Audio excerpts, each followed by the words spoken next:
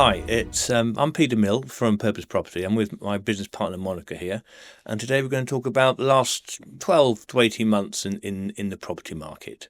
So Monica, can you introduce yourself, please? I'm Monica. I've got the pleasure to work with Peter, and sometimes it's hard. Sometimes it's very difficult. We both spend lots of money on property, and sometimes we don't have any Money or properties? money, but we still spend it on property. And in the current situation, it's especially difficult with very high mortgage rates. It doesn't help. It's very difficult. Some mortgages on my properties have doubled in cost over the last 18 months, 2 years. It's very, very painful. And not everyone was so lucky to fix when the time was right for 5 years. And that was the right route to go. It was the right route to go. Yeah. And what did we do? We did mistakes. We fixed for 2. But we weren't to know that the rates were going to go so high so quickly. That's the problem. Yeah, they're coming down, but too slowly. It's very slow. Well, it's like a rocket, isn't it? You go up like a rocket and down like a feather.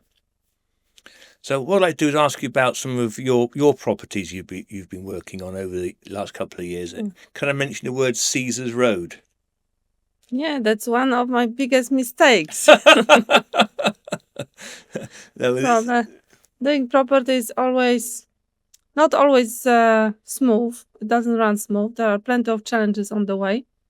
And the ones which I remember most are the biggest mistakes. That's right. Wasn't there attempted murder at Caesars Road, I recall? Yeah, there was the whole house arrested. Everybody with criminal record. And they burned down the half of the house. Yes. So there was surprises. So my biggest mistake was to buy a property with tenants included. Because now I know I should be referencing them myself. That's much easier process and that gives you security. You know who is renting your house. Yeah, that makes good sense. And when you take tenants over, it's not always as smooth. Plenty of landlords sell their investment properties because they can't deal with the tenants.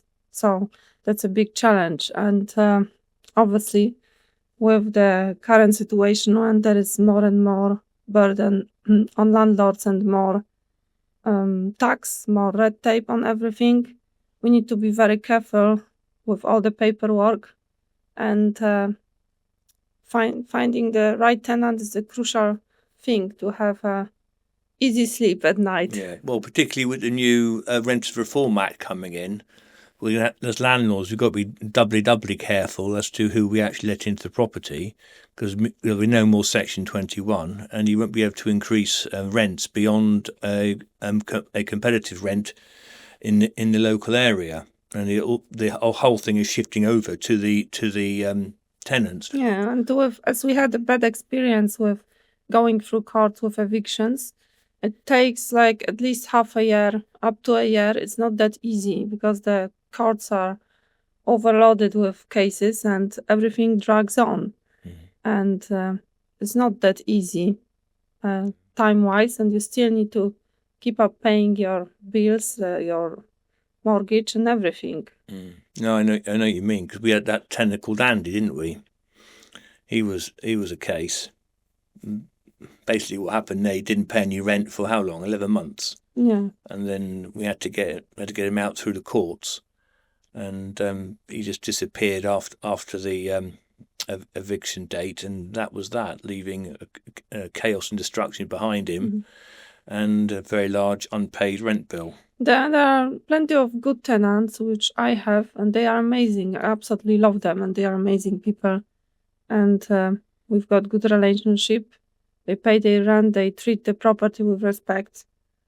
And there is a happy part to it as well. But there is always an odd one, and which makes your life difficult, like phone calls at night from police or fire brigade that your house is burning down because there was a big party, like in my case, in COVID times, and they started the fire in the wardrobe. So surprises like that. Yeah. But this is extreme. It is extreme. Yeah. So, So it's like from my mistakes, I usually give the job of finding good tenant to the agent. I trust them that they able to run through all the checks, and it usually works much smoother. yeah.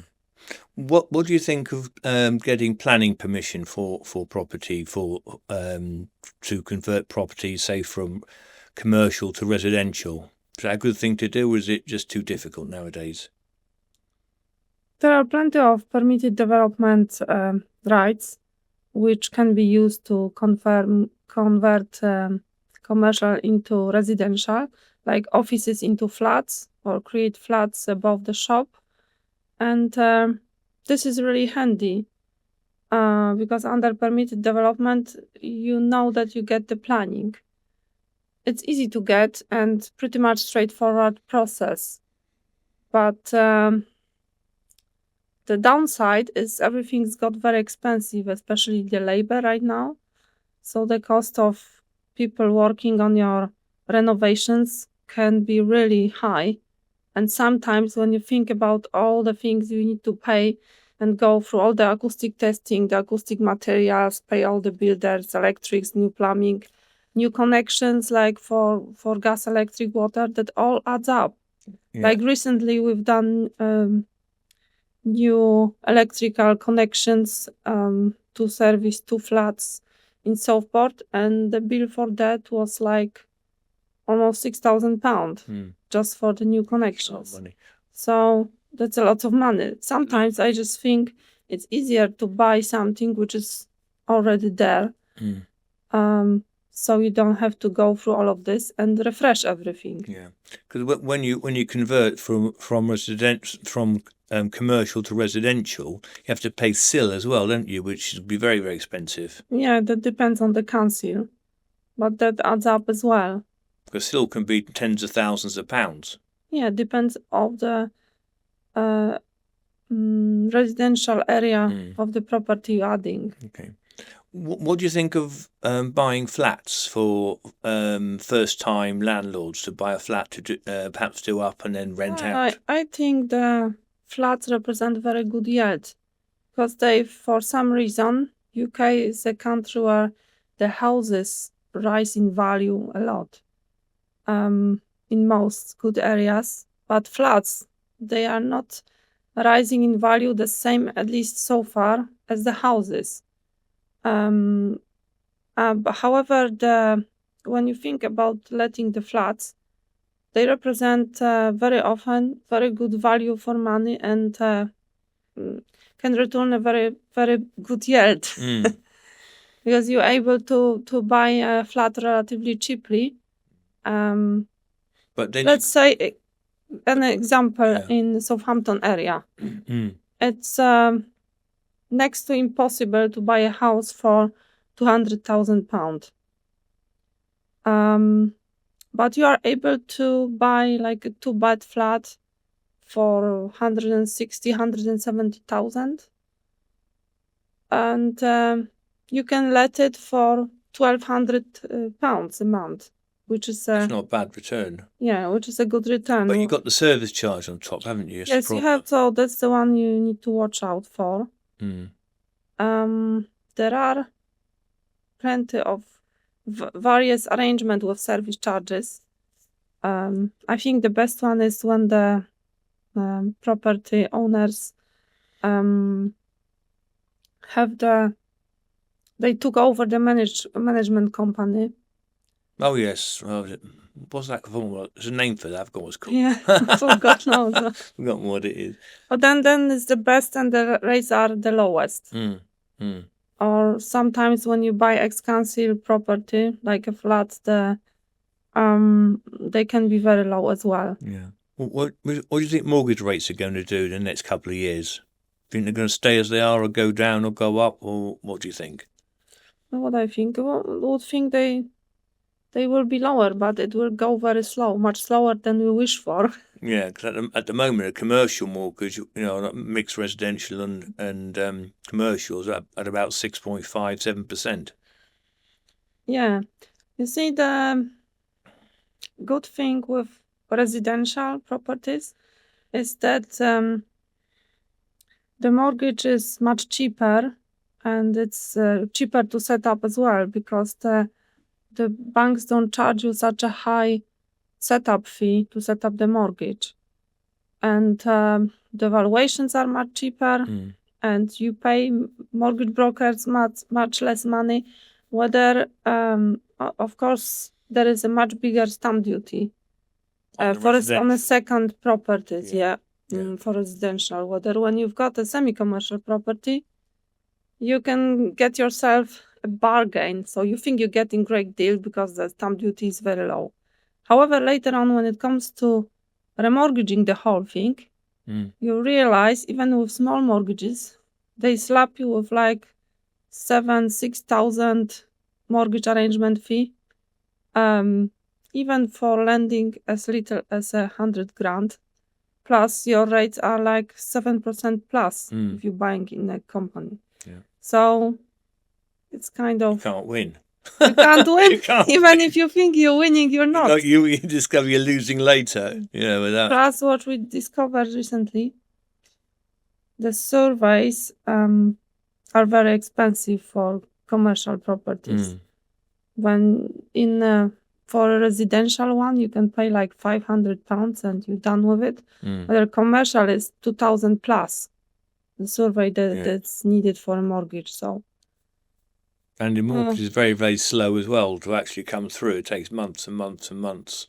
Yeah. Much more. And then your conveyancing and all that, because the conveyancing, I think, in this country is just it's really, really slow. The conveyancing process, and it's much more expensive for semi-commercial, at least like we discovered in our case. But there's no reason for it. So there's not that much difference, I don't think. You may have a shop or 2 or 3 flats or something like that, but it's not rocket science, I don't think. Well, no, shouldn't be that much different. Maybe because people are not buying that many semi-commercial or commercial properties. They can force these prices, this arrangement values into it. Who knows why? It's just more popular to buy residential, I think, and this is why everything, the rates are cheaper and the arrangement fees are cheaper. Okay. I'm going to wind up now a little bit. What do you think the property market is going to do in the next 10 years, say in 2036? What do you think it'll look like? Who knows? Who knows? Well, I think prices are going to keep going up. Yes, they may dip a bit. Definitely, the money is losing its value. So it's better you hold some sort of assets. It's good to diversify and have some. Don't keep the money in the bank. That's definitely the worst idea you can have in your head. Or under the mattress. Or under the mattress. Yeah. And rent, do you think rent's going to go up or they're going to stay the same? They always go up. And the scary thing is when you think over the years how the property cycle looks like, but bearing in mind, comparing the affordability, how it was like 10 years or 20 years ago. Oh, yeah. Whether the affordability gets worse and worse. So now you need to have like 7.5 times salary to buy a house. Whether like 10 years ago, 15 years ago, that was like 5 times the salary. So it's terrible. It's awful, especially if you're a young family or a couple getting together wants to buy a property. So that proportion is not right. But the big thing is also difficulty getting through the planning process, which is complicated, and getting anything approved for new builds is extremely complicated in UK. I've got the comparison in Poland where it's much simpler process and you can build pretty much anywhere you like, almost. It's much simpler than here. It's the planning law sort of kettling people into towns and cities and making it and building anything is an absolute nightmare. It takes for years and years and years. And they slap on, and the council slap on conditions to the planning permissions as well. Yeah, that's right. And sometimes, like for a little porch, you need archaeologists who takes lots of money just for looking how they dig up foundations for a porch. And then you need ecologists and various strange specialists to follow with application, and there is huge cost to it. Yeah. And it's difficult to get planning permission for new builds. So I think that process, it would help if that process would be simplified in UK. It might be very beneficial for housing market. Yeah. And developers along. Yeah. to introduce more units to the market. Yeah. Because the thing is that the councils are crazy about bats. They love their bats. Bat surveys cost £2,000 or £3,000 not only a bats, pop. then it's Newts. lots of little species need to be investigated usually on site. Yeah. But that's even with a small developments like extending the house, and it just adds lots of cost into it. Yeah. It's all very expensive. Yeah, all adds up. Expect to spend that much money on it. But on just along the paperwork and getting through all the hoops. Yeah. Yeah, it's slow and painful, without a doubt. It's definitely not a cheap process. It used to be. Sometimes it's just easier, just buy ready property that needs updating, and then your life is much simpler. Yeah, because it's very, very expensive to do the conversions from office to residential or shops to residential, without a doubt. Anyway, we shall finish up on that. So thank you very much, Monica, for your words of wisdom. Thank you, Peter. And we will have another video at some point before Christmas, hopefully. Thank you very much. Thank you.